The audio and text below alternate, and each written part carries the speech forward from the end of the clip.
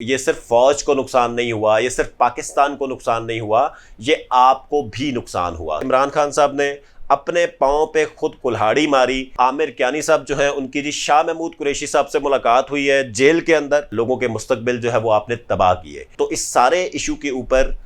लोगों ने थोड़ा सा ये रियलाइज करते हुए पीटीआई के अहदेदारों ने और वर्कर्स ने पार्टी को छोड़ने का या तो फैसला कर लिया है या खामोश बैठने का फैसला कर लिया है। बिस्मिल्लाहिर्रहमानिर्रहीम, अस्सलाम वालेकुम नाजरीन, मैं हूं Syed Kausar Abbas. Info news network के साथ आपके सामने एक दफ़ा फिर हाजिर हैं। नाज़रीन, पाकिस्तान की जो सियासी हालात हैं उससे आप यकीनी तौर पे वाकिफ़ हैं और अपडेट्स हम मुख्तलिफ जो है वो आपके पास लेके आते हैं। पीटीआई पे 9 मई के बाद जो पीटीआई ने हरकत की, पीटीआई के वर्कर्स ने उस हरकत के बाद बहुत सारे अब जो सवाल है वो पीटीआई पे शुरू हो चुका है।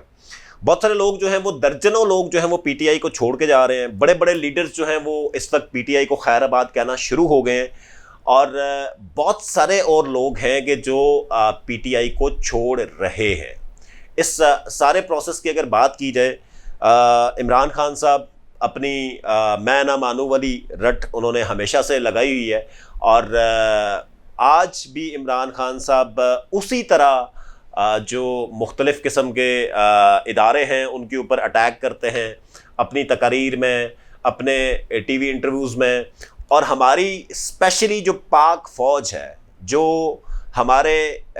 इस मुल्क की आन है, हमारे इस मुल्क की शान है, उसके ऊपर जो आज तक दुश्मन ना कर सका वो अटैक्स जो हैं वो किए जाते हैं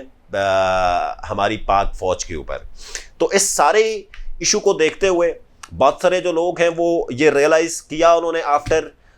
9 मई के पीटीआई जो है वो क्योंकि एंटी इस्टेब्लिशमेंट या एंटी आर्मी या एंटी इंस्टीट्यूशंस अब बहुत सारी कैंपेन चला रही है। तो इस सारे इशू के ऊपर लोगों ने थोड़ा सा ये रियलाइज़ करते हुए पीटीआई के अहदेदारों ने और वर्कर्स ने पार्टी को छोड़ने का या तो फैसला कर लिया है या खामोश बैठने का फैसला कर लिया है। आमिर कियानी साहब जो पीटीआई के एक दरीना कारकुन थे, जो पीटीआई के साबिक वफाकी वज़ीर भी रहे, जो पीटीआई के मुख्तलिफ ओहदों पे रहे और इमरान खान साहब के साथ पहले दिन से वो पीटीआई का पार्ट है। और इमरान खान साहब ये कह चुके हैं कि मुझे सबसे ज़्यादा दुख जो हुआ वो आमिर कियानी के छोड़ने के हुआ। आमिर कियानी साहब अब मुतहर्रिक हो चुके हैं। मुख्तलिफ जो बाकी पीटीआई के लीडर्स हैं उनको भी उनके साथ रब्ता कर रहे हैं कि पीटीआई को अब थोड़ा सा जो लोग स्टिल किसी हद तक सपोर्ट करते हैं उनको पार्टी से अलहदगी जो है वो करवाई जा रही है। पीटीआई के साबिक रहनुमा आमिर कियानी साहब जो हैं, उनकी जी शाह महमूद कुरैशी साहब से मुलाकात हुई है जेल के अंदर और एक तवील मुलाकात हुई। उस तवील मुलाकात में आमिर कियानी साहब ने शाह महमूद कुरैशी साहब को कन्विंस किया और शाह महमूद कुरैशी साहब अपने साथ मज़ीद जो एक उनका पूरा धड़ा है उसको उन्होंने कन्विंस किया और शाह महमूद कुरैशी साहब को अब दोबारा जो पीटीआई से वो अलहदगी का ऐलान करने के हवाले से आमादा करने के लिए जो है वो उन्होंने कोशिश की। इसी तरह चौधरी सरवर साहब जो हैं, जो साबिक गवर्नर पंजाब हैं, वो आजकल एक्टिव रोल प्ले कर रहे हैं और मुख्तलिफ जो पीटीआई के रहनुमा हैं वो चौधरी सरवर साहब के साथ भी राब्ते में हैं और वो अनकरीब पीटीआई जो बड़े रहनुमा हैं पीटीआई के, वो अनकरीब पीटीआई को छोड़ने का ऐलान करेंगे। इसी तरह जो दीगर कल हमने देखा कि उस्मान तरकई साहब जो हैं उन्होंने पीटीआई को खैराबाद कह दिया। फवाद चौधरी साहब जो हैं वो बिल्कुल खामोशी से एक साइड पे होके पीछे बैठ गए हैं, यानी कि हालात देखते हुए आइंदा आने वाले चंद दिनों में शायद हमें उनकी तरफ से भी कोई इस तरह की क्लियर ख़बर जो है वो दी जाएगी। फैसलाबाद से एक बड़ा धड़ा जो है वो पीटीआई को छोड़ने के लिए तैयार है। इसी तरह रावलपिंडी में मुख्तलिफ लोग जो हैं वो उन पर वो मुख्तलिफ सियासी जमातों के साथ राब्ते में आ चुके हैं। ख़वातीन बहुत सारी ऐसी हैं पीटीआई की रहनुमा जो मुख्तलिफ सियासी जमातों से जो है वो राब्ते में आ चुकी हैं और वो पार्टी अनकरीब छोड़ने का जो है वो प्लान कर रही हैं। सिंध के अंदर जो है वो भी बहुत सारे, आफ्ताब सिद्दीकी साहब के बारे में हमने कल देखा कि आफ्ताब सिद्दीकी साहब ने पीटीआई को छोड़ दिया और इसी तरह सिंध में भी बहुत सारे ऐसे पीटीआई के एमएनएज, एमपीएज और मुख्तलिफ जो लीडर्स हैं वो पीटीआई को खैराबाद कहने के हवाले से जो है वो प्लानिंग कर चुके हैं और अनकरीब उसको छोड़ेंगे। इसी तरह खैबर पख्तूनख्वा में भी एक बड़े लेवल पे जो पीटीआई है उसको छोड़ने की जो है वो तैयारी हो चुकी है और लग ये रहा है कि आइंदा एक हफ्ते में शायद पीटीआई मुख्तलिफ जो लोग हैं उनको खो बैठेगी, जो उसके साथ बहुत सारे सीनियर लीडर्स जो है वो काम कर रहे थे। इस सारे इशू के ऊपर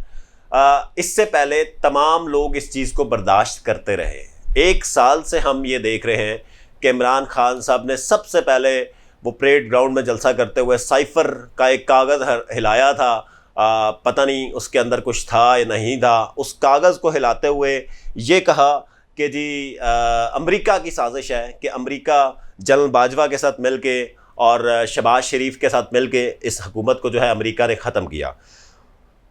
उसके बाद इमरान खान साहब ने एक बड़ी मूवमेंट स्टार्ट की, जगह जगह जलसे किए, लॉन्ग मार्चेस की, मुख्तलिफ़ किस्म की रैलीज़ की, मुख्तलिफ़ किस्म की कैंपेन्स की। और उसके बाद हमने देखा कि पीटीआई जो है वो नो डाउट कि उसने बड़ा बूस्ट पकड़ा। लेकिन एक साल से जब आप लोगों की जहन साजी कर रहे हैं कि फ़ौज के ख़िलाफ़ लोगों को भड़का रहे हैं, पाकिस्तान के इदारों के ख़िलाफ़ लोगों को भड़का रहे हैं, तो यकीनन आप एक नैरेटिव बिल्डिंग कर रहे हैं। उसके बाद आपको ये कहने की ज़रूरत नहीं पड़ती कि आप फ़लाने के ऊपर अटैक करें या फ़लाने के ऊपर जो है वो हमला करें या फ़लाने के ऊपर जो है वो क्रिटिसाइज़ करें। आप लोगों को जो है वो इस मुल्क की फ्यूचर जनरेशन, स्पेशली जो यूथ है, उसके आपने माइंड्स बिल्ड किए इस सारे के सारे इशू पे। लोगों को आपने एक किस्म का इंतशार की तरफ लेके आए कि लोग अपने इस तरह के जो काबिल एहतराम इदारे हैं, जो इस मुल्क की आन है, जो इस मुल्क की शान है, उनके ख़िलाफ़ जो है वो भड़काया और लोग जो है वो उसके ऊपर बात करें और उनके ऊपर क्रिटिसाइज़ करें। हमने देखा कि पहली दफ़ा शायद पाकिस्तान में ऐसा हुआ कि पिछले एक साल से हम देख रहे हैं सोशल मीडिया भरा पड़ा है एंटी आर्मी नैरेटिव पे। लोग जब कोई जलसा होता है, कोई रैली होती है, उसमें प्ले कार्ड्स में फ़ौजी अफसरान के नाम लिख लिख के उनको जो है वो क्रिटिसाइज़ किया जा रहा होता है, सरेआम जो है वो उनकी तज़लील की जा रही होती है। इसी तरह हमने ये भी देखा कि जो 9 मई का वाक़या हुआ वो इतना लोगों के ऊपर एक वो नैरेटिव बिल्डिंग का असर था कि 9 मई के जब वाक़या हुआ तो उस वक्त यकीनी तौर पे हम समझते हैं कि बहुत सारे लीडर्स ने शायद ये इस पे लोगों को दोबारा से नहीं कहा होगा कि आपने ये काम करना है या किसी के ऊपर अटैक करना है या आर्मी की तनसीबात के ऊपर फोकस करना है। लेकिन लोगों के आपने माइंड्स बिल्ड किए पिछले एक साल के अंदर कि लोग जो हैं वो बग़ैर कहे वो एक जो हुजूम था वर्कर्स का, वो जिना हाउस पे भी उन्होंने हमला किया, उसके अलावा मुख्तलिफ बाकी फ़ौजी तनसीबात पे भी हमला किया, GSQ पे भी जाके हमला किया। तो ये कम अज़ कम एक शर्मिंदगी का मकाम भी है। और स्पेशली वो पीटीआई के लीडर्स जो मुहिब्बे वतन हैं और जो समझते हैं कि पाकिस्तान के इदारों के ऊपर इस तरह का क्रिटिसिज्म नहीं होना चाहिए और इस तरह के जो वाक़यात हैं वो नहीं होना चाहिए। 2014 के धरने की बात कर लें तो पार्लियामेंट के ऊपर इसी तरह का वाक़यात हमने देखे, PTV के ऊपर इसी तरह के वाक़यात हमने देखे, डी चौक जो है वो मैदान जंग बना हुआ हमने देखा मल्टीपल टाइम्स। तो ये सारी की सारी जो एक नैरेटिव बिल्डिंग है, लोगों का जो कॉन्फिडेंस बिल्ड किया गया कि आप को शायद ये सारा का सारा काम करना चाहिए, उसके ऊपर लोग जो हैं वो अनगाइडेड तरीके से जब गए तो उन्होंने ये सारा का सारा नुकसान किया। और अल्टीमेटली इस नुकसान का जो ये सिर्फ फ़ौज को नुकसान नहीं हुआ, ये सिर्फ पाकिस्तान को नुकसान नहीं हुआ, ये आपको भी नुकसान हुआ क्योंकि आपने अपनी सियासत को दफन कर दिया इस सारे के सारे इशू के बाद। तो जिसकी वजह से अब बहुत सारे पीटीआई के जो लोग हैं वो तैयार हो चुके हैं कि वो कुछ तो ऐलान कर चुके हैं और कुछ मज़ीद ऐलान कर रहे हैं। मज़ीद एक हफ़्ते के अंदर तकरीबन 150 से ज़्यादा जो इलेक्टेबल लोग हैं, जो इलेक्टेड MNAs MPAs थे, वो पीटीआई को जो है वो छोड़ के जाएंगे। जब एक MNA MPA जाता है तो यकीनन उसके पीछे एक बड़ा उसका वोटर या सपोर्टर या जो फॉलोअर्स होता है वो भी जाता है। तो इस सारे इशू को अगर देखा जाए तो शायद इमरान खान साहब ने अपने पाँव पे खुद कुल्हाड़ी मारी और बजाय इसके कि वो थोड़ा सा तहम्मुल मिजाजी करते, थोड़ा सा बर्दाश्त का सबक देते और 2-4 महीने वेट करके इलेक्शन का वेट करते, तो उन्होंने इस सारे इशू के ऊपर अवाम को भी भड़काया, एक वर्कर को भड़काया, यूथ को भड़काया, जिसकी वजह से पाकिस्तान को ये दिन देखना पड़ा कि पाकिस्तान की जो सबसे ज़्यादा एक